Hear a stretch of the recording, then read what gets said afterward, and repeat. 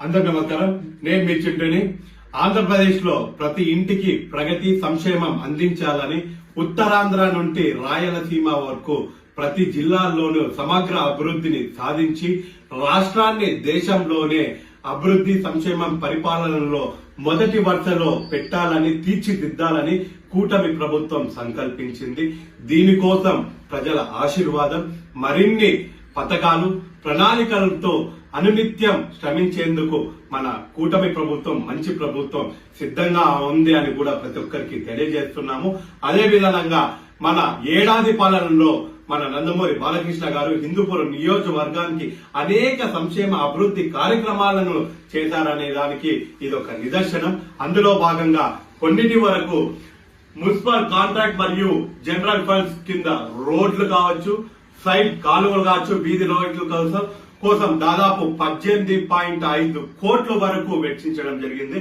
అదే విధంగా dumping yard నిధుల కొరకు దాదాపు 6 కోట్లు, ఎలక్ట్రికల్ ట్రాన్స్ఫార్మర్ నిధుల కోసం దాదాపు 34 కోట్లు, జిల్లా పరిషత్ నిధుల కోసం దాదాపు 3.2 కోట్లు, గ్రామ పంచాయతీల రోడ్ల నిర్మాణం కోసం NREGA కోసం దాదాపు 45 కోట్లు, సీఎం రిలీఫ్ ఫండ్ కింద దాదాపు పేద ప్రజలకు 124 మందికి దాదాపు 1.8 కోట్లు, జల జీవన్ మిషన్ నిధుల కొరకు దాదాపు 1.2 కోట్లు, పంచాయతీ శాఖ నిధులకు దాదాపు 16.8 కోట్లు, 5 సబ్ స్టేషన్ నిర్మాణం కొరకు దాదాపు 16 కోట్లు, భవన నిర్మాణం శాఖ కొరకు దాదాపు 8.4 కోట్లు, పంచాయతీరాజ్ నిధుల కింద దాదాపు 2.8 కోట్లు, RWS నిధుల కొరకు దాదాపు 1.6 కోట్లు, టైలరింగ్ శిక్షణ ద్వారా 4,000 మందికి ఉపాధి అవకాశాలు,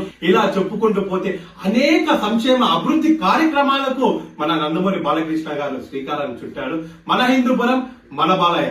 అదే విధంగా కొంతమంది వైసీపీ శ్రేణులు హిందూపూర్ మున్సిపాలిటీలో అవినీతి జరిగిందని అసత్య ఆరోపణలు చేస్తున్నారు. దాన్ని మేము తీవ్రంగా ఖండిస్తున్నాము. హిందూపూర్ నియోజకవర్గంలో నందమూరి బాలకృష్ణ గారి సారథ్యంలో అవినీతి 0, అభివృద్ధి 100 అని ప్రతి ఒక్కరికి తెలుసు. అలా అవినీతికి ఎవరైనా పాల్పడితే నందమూరి బాలకృష్ణ గారు కావచ్చు, నందమూరి బాలకృష్ణ గారి సారథ్యంలో పనిచేస్తున్న వ్యక్తిగత కార్యదర్శులు, పిఎస్ఆర్ఓలు కావచ్చు, ఎవరిని ఉపేక్షించేది లేదు. వారు ఏ స్థాయిలో ఉన్నా, ఎంతటి వారైనా చెట్టరికంగా వారి తాట తీస్తారని కూడా ప్రజలందరికీ తెలుసు. హిందూపురం నియోజకవర్గ ప్రజలందరికీ తెలుసు అని కూడా మరొక్కసారి మీ అందరికీ హెచ్చరిస్తున్నాము.